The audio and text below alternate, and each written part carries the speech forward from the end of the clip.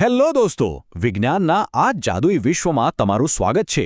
આજે આપણે એક એવી શક્તિ વિશે વાત કરીશું જે આપણી આસપાસ બધે જ છે પણ દેખાતી નથી. એક એવી તાકાત જે ફક્ત એક સ્વિચ દબાવતા જ આખા રૂમને અજવાળાથી ભરી દે છે. હા, આપણે વાત કરી રહ્યા છીએ વીજળીની. તો ચાલો આ અદૃશ્ય જાદુને સમજવા માટે એક મજેદાર સફર પર નીકળીએ. અને હા, આ ખાસ સફર શરૂ કરતા પહેલા હું આખી વાત સાધના વિદ્યાલય મોરદેવીના બધા જ હોનહાર વિદ્યાર્થીઓ અને એમના પ્રેરણાદાયક શિક્ષક શ્રી વિશાલ એ ચાવડાની સમર્પિત કરવા માંગુ છું. તમારા જેવા જિજ્ઞાસુ મન જ તો વિજ્ઞાનને હંમેશા જીવંત રાખે છે.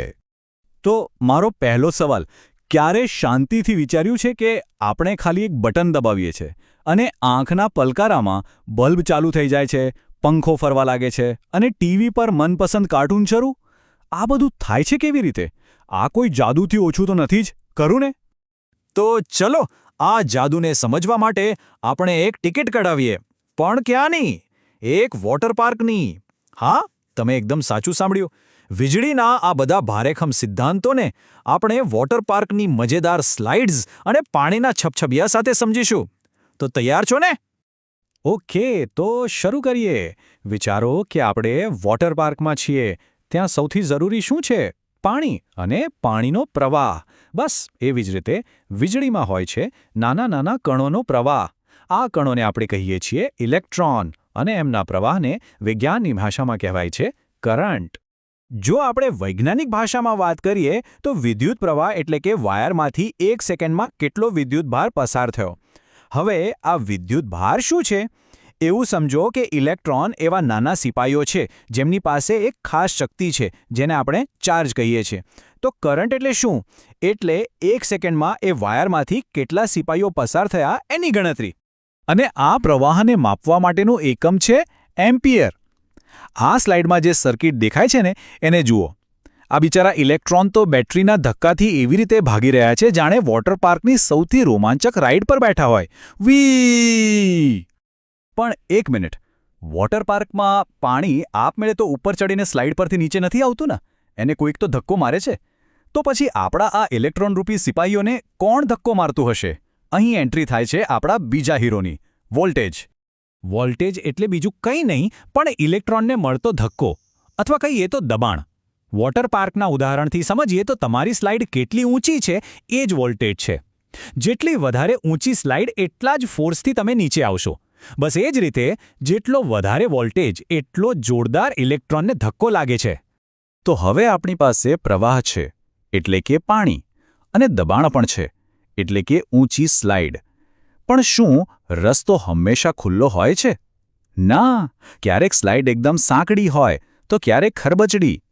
વીજળીની દુનિયામાં આ અડચણને આપણે કહીએ છીએ અવરોધ એટલે કે રેઝિસ્ટન્સ. અને આ અવરોધ છે ને એ મુખ્યત્વે 3 બાબતો પર આધાર રાખે છે. એક, લાંબી સ્લાઇડ પર વધારે ઘર્ષણ લાગે એટલે કે વાયર જેટલો લાંબો અવરોધ એટલો વધારે. બીજું, સાંકડી સ્લાઇડમાંથી નીકળવું અઘરું પડે એટલે કે વાયર પાતળો તો અવરોધ વધારે.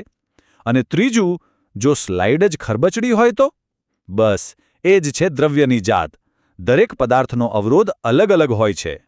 અને આપણા આ ત્રણેય દોસ્તો વોલ્ટેજ એટલે કે ધક્કો, કરંટ એટલે કે પ્રવાહ અને અવરોધ એટલે કે અડચણ, આ ત્રણેયને એક જાદુઈ સૂત્ર જોડી રાખે છે. અને એ સૂત્ર છે ઓહમનો નિયમ, V = I × R. આને તો વીજળીનો ગોલ્ડન રૂલ કહી શકાય. આને બરાબર યાદ રાખી લેજો, બહુ જ કામ લાગશે. અને આ સ્લાઇડ એ વાતને કેટલી સરસ રીતે સમજાવે છે. આ ગ્રાફ જુઓ, એકદમ સીધી લીટી. આનો મતલબ સાફ સરળ છે. જો રસ્તાની અડચણ એટલે કે અવરોધ સરખો રહે તો તમે જેટલો વધારે ધક્કો મારશો એટલે કે જેટલો વોલ્ટેજ વધારશો તેટલો જ વધારે પ્રવાહ મળશે. એકદમ સિમ્પલ. ચાલો હવે આપણા વોટર પાર્કને થોડો મોટો બનાવીએ. આપણે એક કરતાં વધુ સ્લાઇડ્સને અલગ અલગ રીતે જોડી શકીએ છીએ, ખરું ને? બસ એવી જ રીતે આપણે અવરોધોને પણ 2 મુખ્ય રીતે જોડી શકીએ છીએ. એક છે શ્રેણી જોડાણ અને બીજું છે સમાંતર જોડાણ. આ બંને જોડાણ એકબીજાથી સાવ અલગ છે. એકમાં પ્રવાહને જવા માટે ખાલી એક જ રસ્તો મળે છે, તો બીજામાં ઘણા બધા રસ્તાઓ ખુલી જાય છે. ચાલો જોઈએ કે આપણા વોટર પાર્કમાં આ કેવું દેખાશે. અહીંયા ચિત્રમાં એકદમ સ્પષ્ટ દેખાય છે. શ્રેણી જોડાણ એટલે કે એક સ્લાઇડ જ્યાં પૂરી થાય ત્યાંથી જ બીજી સ્લાઇડ શરૂ થાય. પ્રવાહ માટે એક જ લાંબો રસ્તો. જ્યારે સમાંતર જોડાણ એટલે કે તમારી પાસે પસંદગી છે, એક સાથે મૂકેલી ઘણી સ્લાઇડ્સમાંથી કોઈ પણ એક પર જઈ શકો છો. આમાં તો પાણી વહેંચાઈ જાય છે, આમાં તો મજા પડી જાય. તો પછી કુલ અડચણ કેવી રીતે ગણવી? શ્રેણીમાં તો સાવ સહેલું.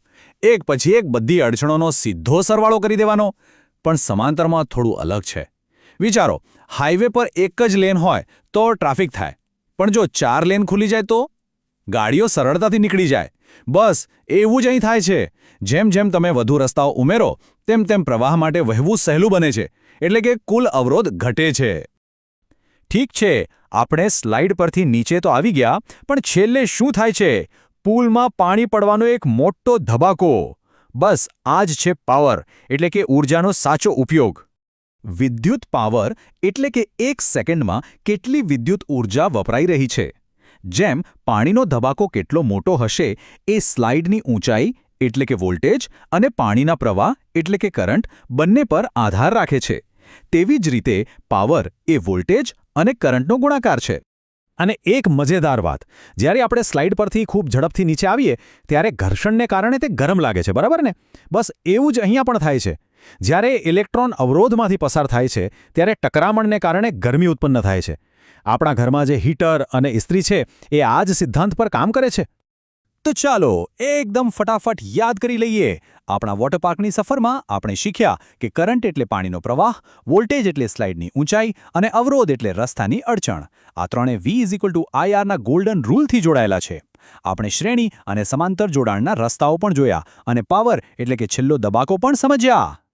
આપણી આ મજેદાર સફર અહીં પૂરી થાય છે.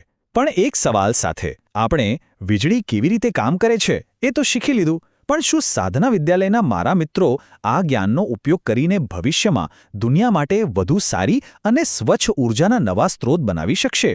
આના પર જરૂર વિચારજો. ફરી મળીશું એક નવા વિષય સાથે.